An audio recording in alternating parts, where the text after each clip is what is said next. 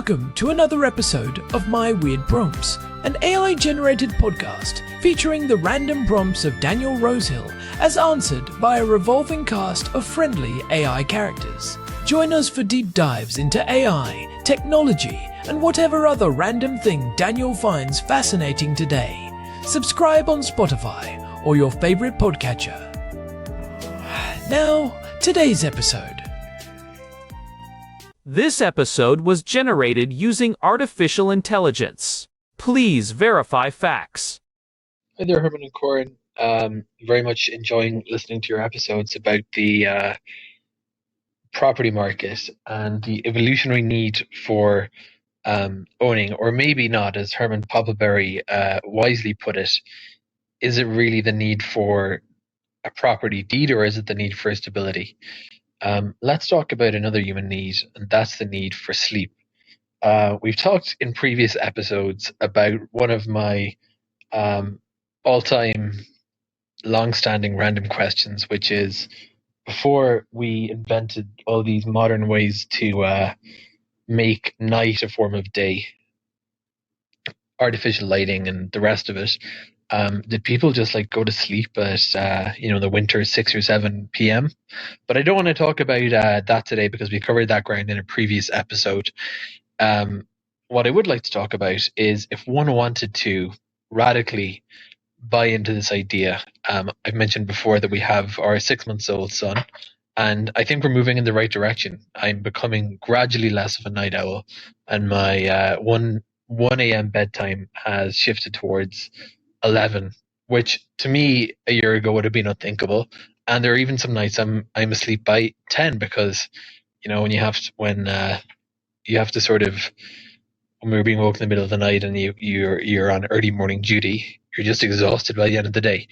I mentioned as well, I think in that episode, that I was into the idea of blue light filtering as someone who is terrible about using computers at nighttime. I really like the idea. When I bought this goofy pair of blue light glasses from Amazon, it was almost love at first wear. It was I felt like it was much easier to get to sleep when I had them on, and it was maybe just because it was a signal, or maybe just it was the routine of it. Anyway, what I'd love to talk about today's episode is, if we really want to go all in on this concept of circadian living, that we want to try to, not really try to, but just maybe allow our daily calendar schedule to be not dictated, but in alignment with the natural rhythm set by the time of sundown and the time of sunrise. We didn't care if people thought it was really weird that we went to bed at like 8 p.m. or whatever the case may be. What would you recommend that one do? I'm not suggesting for a second, nor would I ever volunteer myself for the wacky experiment in which we tried to recreate a life without electricity and bought a bunch of candles, like we were on the cast of a medieval recreation. But I'm thinking about less extreme ways that we can maybe set up our homes. And speaking of setting up our homes, as you both know, living here, I'm using Home Assistant for home automation. And I've noticed there are actually a couple of projects along the lines of Circadian adaptive lighting, which actually aim to kind of do this. I haven't yet had a chance to try them out, but I know their idea is to kind of calculate, which is very easy to do.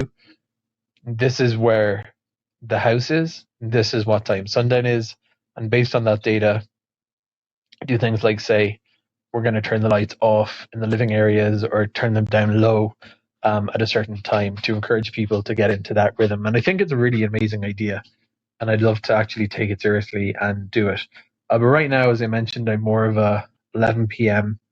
Or 1 a.m. bedtime person, but I want to pick up the pace and adapt the circadian lifestyle, maybe even get a proper pair of clunky blue light glasses and be that weird person who's in bed at 7 and they say he really changed, he went circadian. That's my goal for 2026. So Herman and Corn, how do I get there for the circadian lifestyle? Hey everyone, welcome back to my weird prompts. I am Corn, and I am sitting here in our living room in Jerusalem with my brother. It is January 12th, 2026, and it is a bit chilly outside today. The sun is actually going to set at exactly 4:55 p.m. here in the Holy City, which feels incredibly early, but it is the perfect backdrop for today's episode. Herman Poppleberry, at your service. And you're right, Corn. Our housemate Daniel really hit on something that we have been grappling with ourselves, especially with these short winter days in Israel.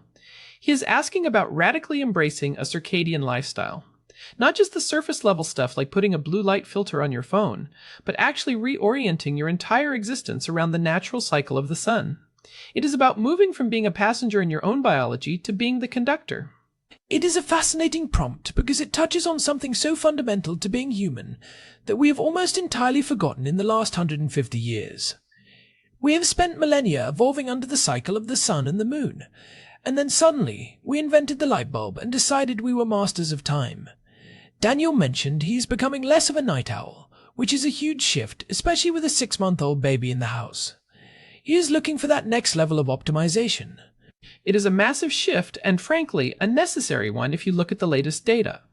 Just last week, on January 5th, a major study was published in the journal Neurology by researchers at UT Southwestern. They found that weaker and more fragmented circadian rhythms are significantly linked to an increased risk of dementia in older adults. They also found that people whose activity levels peaked later in the day, those night owls Daniel is trying to move away from, had a higher risk profile. So, this is not just about feeling refreshed, it is about long-term neurological preservation. That is a sobering start, Herman, but it underscores why this is radical. Most people think circadian rhythm just means when you feel sleepy, but you often say it is more like a master conductor for a massive orchestra. Exactly. Every single cell in your body has a clock. When we talk about the circadian rhythm, we are usually talking about the suprachiasmatic nucleus, or SCN, in the brain. But there are also peripheral clocks in your liver, your gut, and even your skin. When these clocks are out of sync, when your brain thinks it is noon because of your bright screen, but your gut thinks it is midnight because you haven't eaten, that is when systemic inflammation and metabolic dysfunction start to creep in. So, how does the body actually keep time at a cellular level? I know there was a Nobel Prize involved a few years back. Yes, in 2017, Jeffrey Hall, Michael Rosbash, and Michael Young won the Nobel Prize for discovering the molecular mechanisms. It is essentially a feedback loop. You have these genes called period and cryptochrome, or PER and CRY for short. During the night, the proteins from these genes build up in the cell. When they reach a certain level, they actually move back into the nucleus and shut off their own production. Then, during the day, those proteins degrade. It is a beautiful, self-sustaining 24-hour loop happening in trillions of cells simultaneously. So when Daniel asks about a radical embrace, he's really asking how to stop throwing a wrench into that cellular machinery. Let us start with the most powerful signal, light. Daniel mentioned adaptive lighting in his home automation setup. How does light actually talk to these genes? This is where the physics meets the biology. We have these specific cells in our eyes called intrinsically photosensitive retinal ganglion cells, or IPRGCs. These cells contain a photopigment called melanopsin. They do not care about the movie you are watching or the book you are reading. They only care about the presence of blue light, specifically around the 480 nanometer wavelength. When they see that light, they send a direct signal to the SCN to suppress melatonin and ramp up cortisol. And the problem is that our modern world is a blue light blizzard. Even at 10 p.m., our LED lights are screaming high noon at our brains. Precisely. A radical circadian lifestyle starts with reclaiming that signal. In a smart home like the one Daniel is building with Home Assistant, you can use the adaptive lighting integration. This is a powerful tool found in the Home Assistant Community Store, or HACS. It calculates the sun's exact position based on your latitude and longitude here in Jerusalem and adjusts your lights in real time. I've seen the dashboard for that in recent Home Assistant updates. It is much more intuitive now. It does not just turn lights on and off, it creates a seamless curve. At midday, the kitchen lights might be 5,000 Kelvin, that crisp, cool white. But by 4:55 p.m. today, when the sun goes down, those lights should already be transitioning toward 2,700 Kelvin. And if you are going radical, 2,700 is still too high for the evening. By 7 p.m., you want to be down at 1800 Kelvin or even lower. We are talking candlelight levels, and intensity is just as important as color. Most people leave their lights at 100% brightness. In a radical setup, the brightness should drop to maybe 20 or 30% as soon as the sun sets. You want to mimic the fading light of dusk to allow the natural buildup of adenosine and the release of melatonin. You mentioned recent Home Assistant updates. What specifically helps with this kind of circadian automation? There are several key features. First, the dashboard makes it much easier to see the state of your entire circadian zone at a glance. But more importantly, you can trigger automations based on a light's brightness crossing a specific threshold. So, if a light is manually turned up too bright after sunset, Home Assistant can catch that and gently dim it back down over 60 seconds, nudging the user back into the rhythm. That sounds like a polite way of the house telling you to calm down. But Herman, is it enough to just fix the lights? Daniel mentioned the idea of going to bed at 8 p.m. Is that an overcorrection? It is actually closer to how we lived for thousands of years. Before the light bulb, we had what historians call segmented sleep, or second sleep. People would go to bed shortly after sunset, wake up for an hour or two in the middle of the night to reflect or pray, and then sleep again until dawn. While we do not necessarily need to go back to that, the goal of a radical lifestyle is to provide clear, unambiguous signals. One of the biggest mistakes is staying in a dimly lit office all day and then a brightly lit living room all night. Scientists call this a weak Zeitgeber, or time giver. So the contrast is gone. Your body is living in a perpetual twilight. Exactly. So the first radical step is actually what you do in the morning. You need to get outside within 30 minutes of waking up. Even on a cloudy day in Jerusalem, the lux levels outside are around 10,000. Compare that to a well-lit office, which is only about 500 lux. That massive spike of light in the morning sets a biological timer.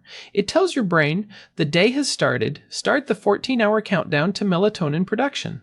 I love that. It is a push-pull system. Now, let us talk about the baby. Daniel has a 6-month-old. How does this radical shift affect a developing child? It is actually the best thing he could do for the baby. Infants are still developing their circadian entrainment. By providing a rock-solid light and dark cycle, he is helping the baby's SCN stabilize. For the nursery, I would recommend using pure red LEDs for any middle-of-the-night changes. Red light has the longest wavelength and the least impact on melanopsin. If Daniel turns on even a dim, warm white light at 3 a.m., he is essentially hitting the reset button on his and the baby's internal clocks. That is a great practical tip. Now, let us move to the other big pillar, food. We have talked about chrononutrition before, but how does it fit into a radical circadian lifestyle? This is where it gets really interesting. Your insulin sensitivity is not a flat line, it follows a rhythmic curve. Research has shown that early time-restricted eating, where you consume all your calories in an 8-hour window that ends by mid-afternoon, can significantly improve metabolic health and sleep quality. Your body is simply better at processing carbohydrates in the morning than it is at night. So, a radical approach would be eating a huge breakfast, a medium lunch, and almost nothing for dinner? Precisely. If you eat a heavy meal at 8 p.m., your core body temperature rises to handle digestion. But for deep sleep, your core temperature needs to drop by about 2 or 3 degrees Fahrenheit. By eating late, you are forcing your body to choose between digestion and deep sleep. It usually chooses a poor version of both. I can see the social friction here. If you are in Jerusalem and someone invites you for a late dinner, and you say, "Sorry, my insulin sensitivity is too low right now," you are definitely going to be the weird one. Oh, you will be the weirdest person in the neighborhood. But this brings up the concept of social jet lag. This term was popularized to describe the mismatch between our biological clocks and our social obligations. Research has found that a significant portion of the population suffers from at least 1 hour of social jet lag every single day. By radically embracing the circadian rhythm, you are essentially opting out of that collective exhaustion. You are choosing biological excellence over social convenience. It is a quiet rebellion. Now, let us get back to the tech for a second. If Daniel wants to go full radical with Home Assistant, what are the advanced moves? We have talked about bulbs, but what about the rest of the house? The next level is thermal and mechanical automation. First, smart shades. If you can automate your blinds to open at the exact moment of sunrise, 6:40 a.m. tomorrow, you're using the sun as a natural alarm clock. The light hitting your eyelids, even when closed, triggers a gradual transition out of REM sleep. Second, the thermostat. You should program a circadian temperature ramp. Start dropping the house temperature at sunset, aiming for 65 degrees Fahrenheit by 9 p.m. Then, have it start rising an hour before you want to wake up. That rise in temperature is a key signal for the body to produce cortisol. It sounds like the house becomes a living, breathing extension of the environment. But what about the screen problem? Daniel is a tech enthusiast. How do you handle the urge to check Home Assistant on a bright OLED screen at 9 p.m.? That is the hardest part of the radical shift. I would suggest Daniel uses e-ink tablets or displays for his evening dashboards. E-ink doesn't emit light directly into the eye. It reflects ambient light, much like a book. Or, better yet, use voice assistants or physical Zigbee buttons to control the house at night. In my setup, I have a dedicated sleep modes button next to the bed. When pressed, it doesn't just turn off the lights, it sets a manual overrides in the adaptive lighting integration, so that if I do have to turn a light on in the night, it defaults to 1% brightness and pure red. That manual control feature is crucial. I have noticed that sometimes these automations can feel like they are fighting you if you actually need to see something. Exactly. The adaptive lighting integration has a takeover controls feature. If you manually adjust a bulb, the automation pauses for that specific light until you turn it off again. This prevents the haunted house effect, where you try to brighten a light and the system dims it back down immediately. It is about harmony, not digital tyranny. Let us zoom out for a moment. We have talked about the how, but I want to touch on the whys again. We mentioned the dementia study, but what about the day-to-day psychological impact? Does this make you a more boring person or a more present one? I would argue it makes you infinitely more present. When you stop fighting the sun, you stop fighting yourself. There is a profound psychological peace that comes with seasonal living. In the winter, you accept that you have less energy and need more sleep. In the summer, you lean into the long days. We have built a world that demands 100% productivity 365 days a year, regardless of the light outside. That is a recipe for burnout. Radically embracing the circadian rhythm is an act of self-preservation against a world that never sleeps. It is like a biological anchor in a digital storm. I am thinking about the long-term implications for society. If we all lived this way, our healthcare systems would look completely different. We are seeing more and more links between circadian disruption and everything from breast cancer to type 2 diabetes. Absolutely. The World Health Organization has even classified night shift work as a probable carcinogen. That should tell you everything you need to know. We are not designed to be 24-hour creatures. Daniel's shift from a 1 a.m. bedtime to a 10 p.m. bedtime is already a massive win. If he can push that to 9 p.m. in the winter and align his meals with the sun, he is essentially giving himself a biological upgrade that no supplement or biohack can match. So, let us give Daniel a final checklist for his radical circadian roadmap. What are the 5 steps? Step 1, morning light. Get outside for 15 minutes before 7 a.m. Step 2, chrononutrition. Stop eating by 4 or 5 p.m., especially in the winter. Step 3, adaptive lighting. Install the HACS integration and set your evening floor to 1800 Kelvin and 10% brightness. Step 4, thermal signaling. Drop the bedroom temperature to 65 degrees at night. And step 5, the digital sunset. No blue light emitting screens after 8 p.m. Use e-ink or physical books instead. That last one is the real test of character. But I suppose if you are in bed by 8:30, you do not have much time to scroll anyway. It is funny, we think of this as a high-tech challenge, but the technology is just a bridge back to how we are supposed to live. It is the ultimate irony. We are using thousands of dollars of smart home gear to replicate the experience of living in a tent. But in 2026, that is what it takes to be healthy. The environment we have built is so toxic to our biology that we have to build a digital biospheres inside our homes just to survive it. Well, I think we have given Daniel and our listeners plenty to chew on. This is an upcoming episode of My Weird Prompts, and it might be one of the most important ones we have done. It is not just a weird prompt, it is a blueprint for a different kind of life. I agree. And for anyone listening, do not feel like you have to do it all at once. Start with the morning sun. That is the anchor. Once that is in place, the rest of the pieces tend to fall into line much more easily. Absolutely. And if you have tried any of these radical shifts, or if you have your own home assistant configurations for circadian living, we want to hear about them. You can reach us through the contact form at myweirdprompts.com. Yes, please send us your YAML code or your success stories. And if you enjoyed this deep dive, please leave us a review on Spotify or Apple Podcasts. It really helps the show grow and helps other people find these weird, but hopefully useful, discussions. We will be back next week with another prompt from Daniel. Hopefully, it is something that allows me to stay up past 9 p.m., but after this talk, I am not so sure I want to. I think I'm going to go check my Lux levels right now. Until next time, stay curious. And stay in rhythm. Goodbye for now. Bye, everyone. This episode was generated using Gemini Flash 3. Text-to-speech engine was Chatterbox Turbo.